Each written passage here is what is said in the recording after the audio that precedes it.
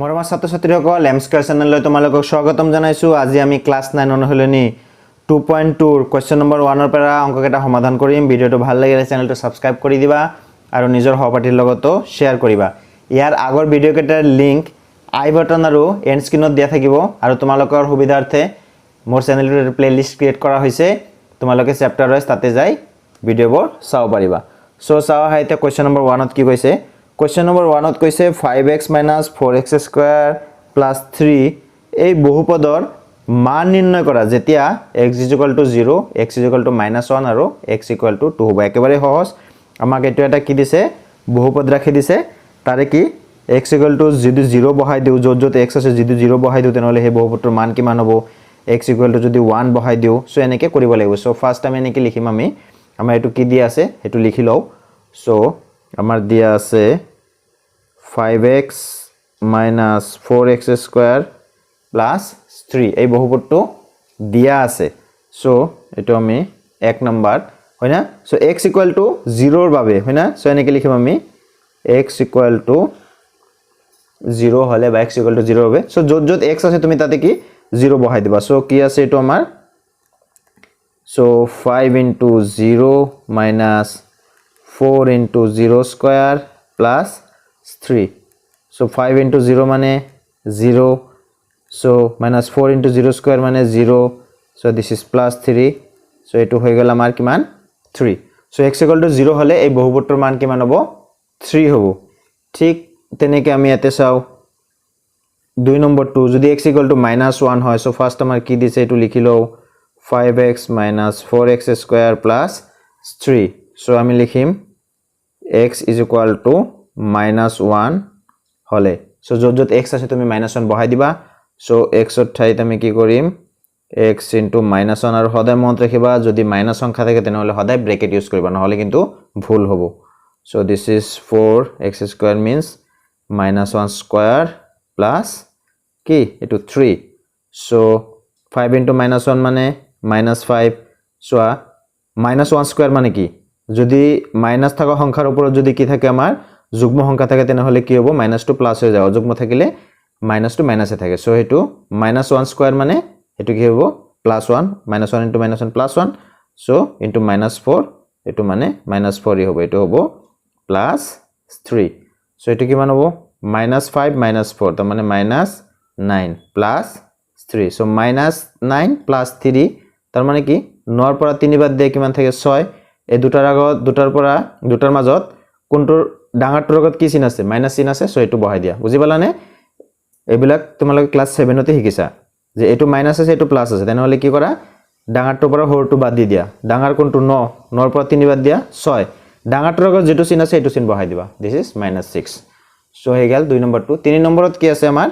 x = 2 বহাব লাগিব। So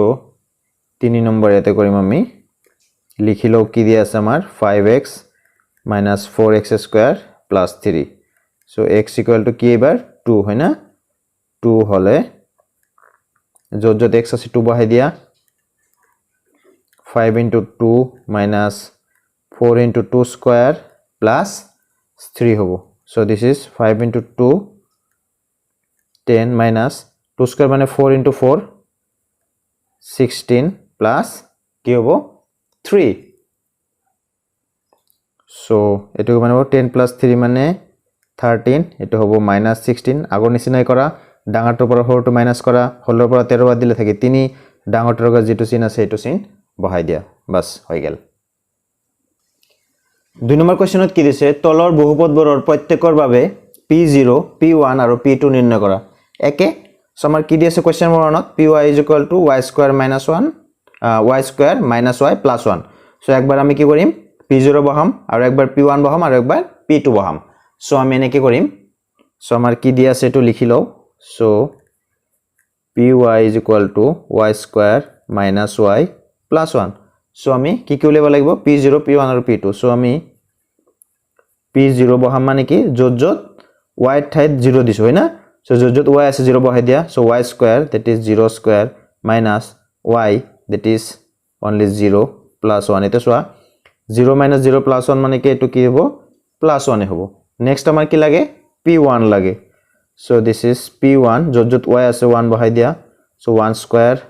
এটো y আছে so খালি 1 বহিব এটো কি হ'ব +1 হয় না so -1 +1 কাটা যাব 1 স্কয়ার মানে কি হয় এটো 1 এ হয় নেক্সট আমাৰ কি p2 বহাব লাগে so যত y আছে 2 বহাই দিয়া y square that is 2 square minus y only so it is 2 plus 1 so এটো কি হ'ব আমাৰ 2 স্কয়ার মানে 4 minus 2 plus 1 so 4 plus 1 মানে 5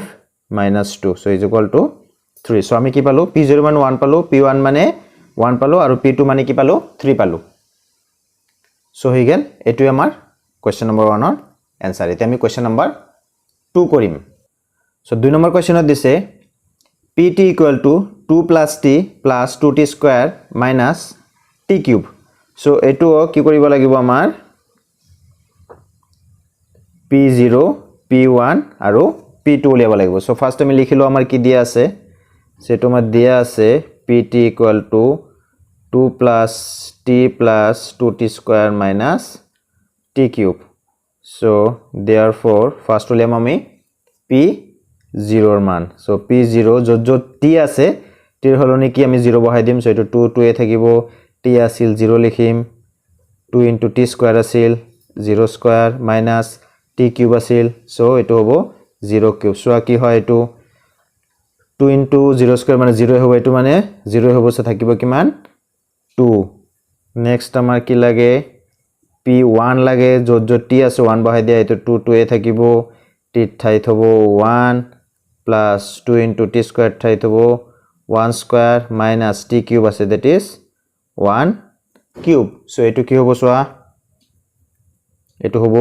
2 আৰু এক যোগ কৰিলে কিমান হয় 3 2 into 1 square মানে 1 so 2 into 1 মানে 2 1 cube 1 3 বাৰ পূৰণ কৰিলে কিমান হ'ব 1 এ হ'ব so 3 যোগ 2 5 5 ৰ পৰা এক বাদ দিয়া থাকিব কিমান আমাৰ 4 so হৈ গেল p1 কিমান পালো আমি 4 পালো এবে কি লাগে p2 so আমাৰ p2 কিমান হ'ব যত t আছিল 2 বহাই দিয়া এটো 2 2 এ থাকিব t ঠাইত হ'ব 2 plus 2t square that is 2 into